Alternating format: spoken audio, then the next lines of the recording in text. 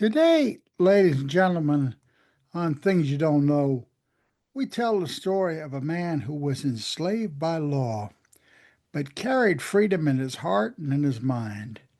A man whose courage helped found the United States and corner an empire. His name was James Armistead. In 1781, the American Revolution was grinding into its sixth year. The southern colonies had become the decisive battlefield. British General Charles Cornwallis was maneuvering through Virginia, trying to stabilize the crown's position. But he didn't realize something. He was being watched. James Armistead was enslaved in Virginia. He belonged to a man named William Armistead. And like many enslaved men during the war, he petitioned to serve. He didn't join as a soldier, but he joined as a spy. Let's pause for a minute there, folks. Imagine the layers of risk. This is an enslaved man volunteering to enter British lines. If he's discovered, there's no prisoner exchange. He doesn't have the rights a regular soldier has. There's no mercy, no Geneva Convention. He'll get a firing squad if he's lucky. Yet he volunteered, and he was placed under the command of a 22-year-old French general. You might have heard of him, folks, the Marquis de Lafayette. Yeah, indeed. Armistead's genius was simple but devastating. He pretended to be loyal to the British.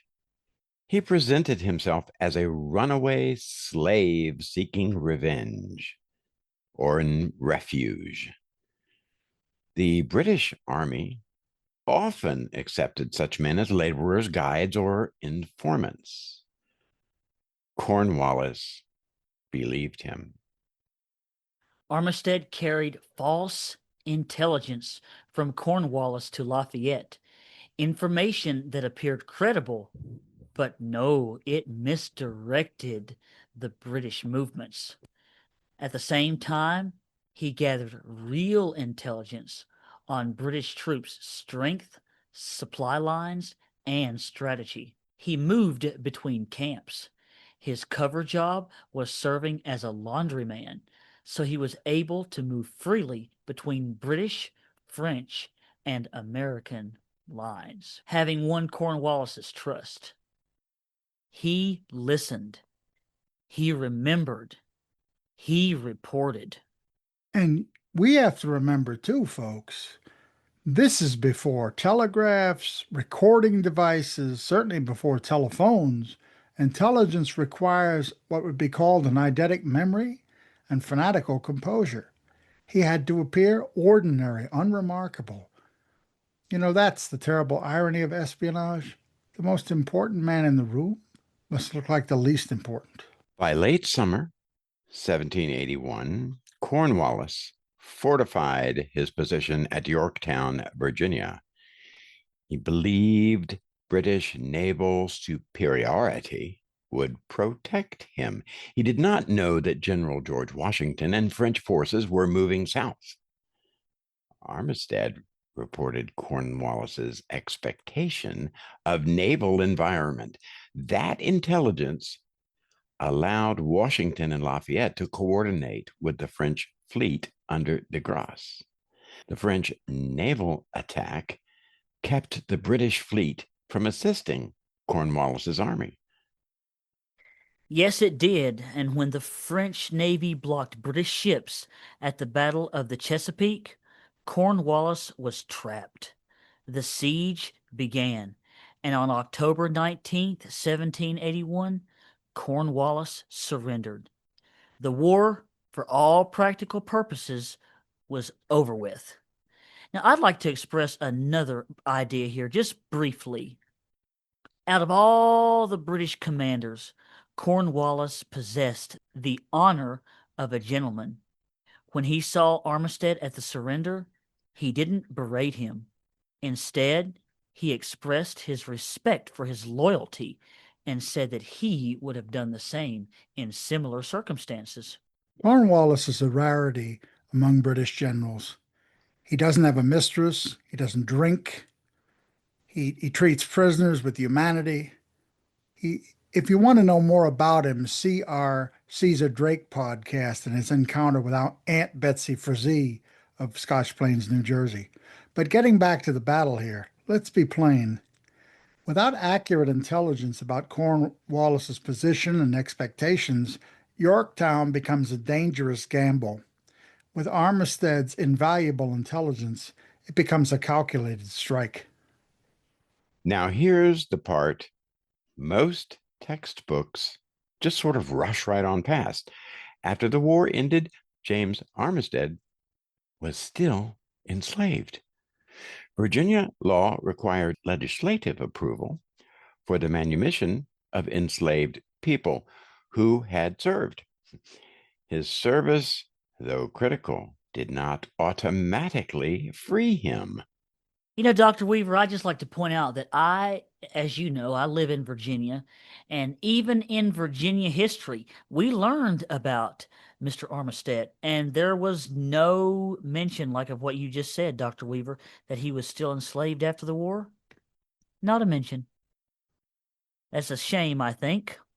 It was Lafayette, though. Yes, the same French general who intervened. He's the one who helped him get free. He wrote a formal testimonial to the Virginia legislature praising Armistead's essential services. Because of that endorsement, Armistead was granted freedom in 1787, and he took a new name, James Armistead Lafayette. There's something profoundly dignified about that choice. He did not erase his past. He did not regard it as something to be ashamed of. He added to it. He claimed his ally publicly. Armistead was not alone. Thousands of African Americans served on both sides during the Revolution, seeking liberty where they could find it. But his case stands out for one reason. He shaped the strategy. He did not merely endure the war, he influenced its outcome. And yet, his name rarely appears in early histories. That silence tells us something about how nations remember, and it also gives us just another sad example of how Black history is swept under the rug. I'm sorry to say, Chandler, you're quite right. Let's speak candidly here, folks. The American Revolution was founded on the principle and declared that all men are created equal. Yet one of the men who made that promise militarily viable was not legally considered equal. That contradiction sits at the founding of our republic. But here is the hopeful part. Armistead navigated that contradiction, however unfair it was and is, with discipline and courage. He understood power, he understood perception. He believed in the ideals of America, so he's able to use his enemies' assumptions against them. That's faith and strategy at its finest. Absolutely. After gaining his freedom, Armistead Lafayette became a farmer in Virginia. His farm was located in Kent County, which is south of Richmond, and interestingly, about 4 miles from the farm where he had been enslaved. He lived into the 1830s. He attended Lafayette's triumphal return tour of America in 1824 and 1825. The two men reunited publicly. It was a moment of recognition. Yes, you're right, Dr. Weaver, and I have to say that recognition matters. Nations are built not only by generals and presidents, but by those who operate in the shadows. I know there's a temptation to romanticize spies, to imagine James Bond and Oliver Stone films and drama and disguises. But the deeper lesson here is discipline. James Armistead understood that freedom sometimes advances very quietly through patience, precision, and nerve. He risked everything without a guarantee of reward. And when freedom finally came, he took it with dignity. The revolution was not clean. It was not morally perfect, but it contained men capable of remarkable courage. Yes, you did, Dr. Weaver. I have to agree with you on that. And sometime the quietest patriot carries the sharpest blade.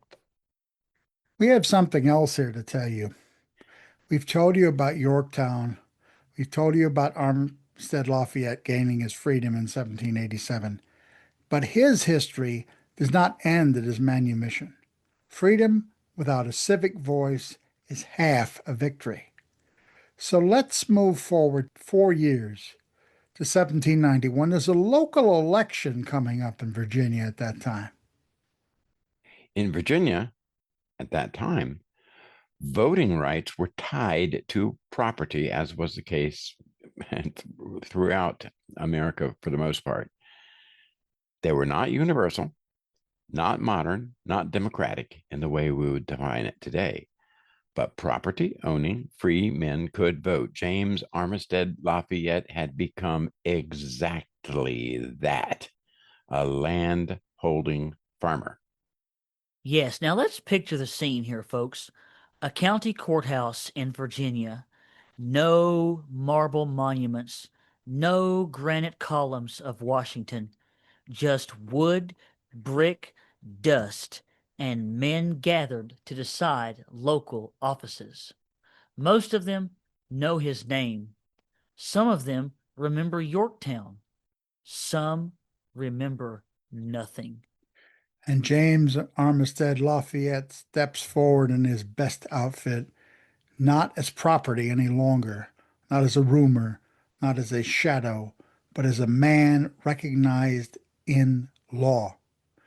There's no drum roll, no speech, just a clerk, a ledger, and a quill. The clerk verifies his status free, property holder, qualified under Virginia law. And with that, his name is entered on the rolls. Consider the symmetry. 10 years earlier, he infiltrated the British command structure. He manipulated an empire's intelligence network.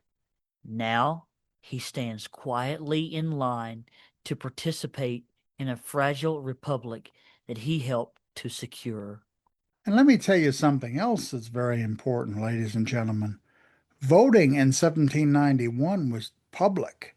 There were no secret ballots in the modern sense. That doesn't come till a century later. One declared one's choice orally aloud. Can you imagine that moment? A man who once had to feign loyalty to the crown now openly declares his allegiance as a citizen and his choices for office. That's a different kind of courage. We often measure freedom in dramatic gestures, emancipation papers, battlefield victories, but civic participation is the true test of a republic. When a former spy, once enslaved, stands in a Virginia courthouse and votes, however limited the electorate, that's constitutional flesh on revolutionary bone. And it doesn't erase the contradictions of the early republic. Most African Americans, both free and enslaved, remained excluded from power. But Armistead's presence in that courthouse was evidence of something real. A door that, however narrow, had opened. Check out our 2 episodes on Caesar Drake to look at his efforts to secure rights for African Americans in New Jersey. But let's be sober. The road ahead would not be smooth. The expansion and contradiction of black voting rights in America would stretch into the 19th and 20th centuries through civil war, Reconstruction, retrenchment, and the many variations of the long civil rights struggle. But in 1791, in that quiet Virginia room, James Armistead Lafayette exercised a right that many would later bleed and die to defend. Ladies and gentlemen, we began this episode with espionage and empire. We end it with a ballot. James Armistead Lafayette won 2 victories. The first helped end a war and found a nation. The second affirmed his equal place in the nation born from that war. Sometimes history's loudest triumph is followed by its most meaningful whisper.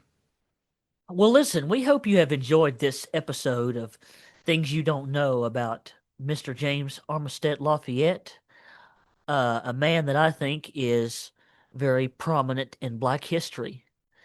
Come back soon, folks.